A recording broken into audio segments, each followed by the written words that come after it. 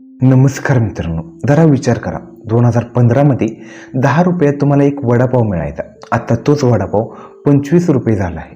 तुमचे 10 रुपये गायब झाले का? नाही, इन्फ्लेशनने खाल्ली.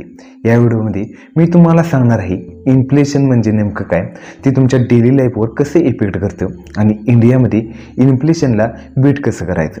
जर तुम्हाला तुमचे पैसे वाचवायचे असतील तर हा व्हिडिओ शेवटपर्यंत बघा. पहिलं तर इन्फ्लेशन म्हणजे काय, सिंपल भाषेत सांगायचं झालं तर इन्फ्लेशन म्हणजे वस्तूंची दर वाढणे.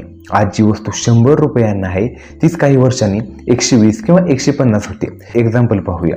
2020 मध्ये तांदूळ 50 रुपये किलो होतं, तर आता 2026 मध्ये तांदूळ 80 रुपये किलो आहे. म्हणजे प्राइस वाढली, यालाच इन्फ्लेशन म्हणतात. आता इम्पॉर्टंट पॉईंट म्हणजे तुमचे पैसे वाढत नाहीत पण खर्च वाढतो. इंडियामध्ये RBI टार्गेट 4% आहे, पण ऍक्च्युअली इन्फ्लेशन जास्त असतं. स्पेशली फूड इन्फ्लेशन तर जास्तच असतं. दुसरं तर आता इन्फ्लेशन तुमच्या लाईफमध्ये कसा परिणाम करतो. इंजिनियर फीज 2015 मध्ये 2 लाख होती, आता 2026 मध्ये 8 लाख आहे.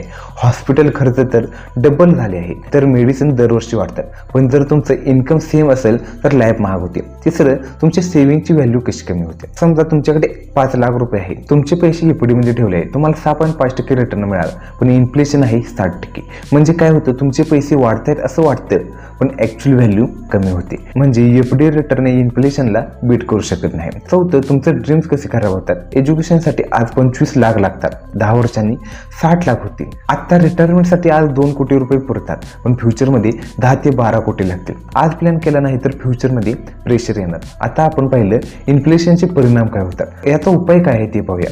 पहिलं तर SIP स्टार्ट करा. 500, 1000 पासून सुरू करा. लॉंग टर्म मध्ये तुम्हाला 12% रिटर्न मिळण्याची शक्यता असते, म्हणजे तुम्ही इन्फ्लेशनला बीट करू शकता. दुसरं तर स्किल वाढवा. जेव्हा तुम्ही स्किलवर काम करता तेव्हा तुम्हाला हाय पेइंग जॉब्स मिळतात. तर तिसरं, गोल्ड सिल्वर मध्ये इन्व्हेस्टमेंट. तुम्हाला वाटत असेल गोल्ड सिल्वर कधी डाऊन होतं तर कधी अप होतं, पण लॉंग टर्म मध्ये स्ट्रॉंग असतं. महिन्याला किंवा वर्षाला थोडे इन्व्हेस्टमेंट करा, जसं की तुम्ही फिजिकल घेऊ शकता किंवा म्युच्युअल फंडमध्ये इन्व्हेस्टमेंट करू शकता. चौथं, साईड इन्कम, फ्रीलान्सिंग किंवा छोटासा बिझनेस करा, त्यातून थोडे पैसे असतील तर इन्कम वाढतो. पाचवं तर सॅलरी निगोटिएट करा, इन्फ्लेशनपेक्षा जास्त हाय घ्या. रूल लक्षात ठेवा, तुमचा रिटर्न हा इन्फ्लेशनपेक्षा जास्त असायला हवा.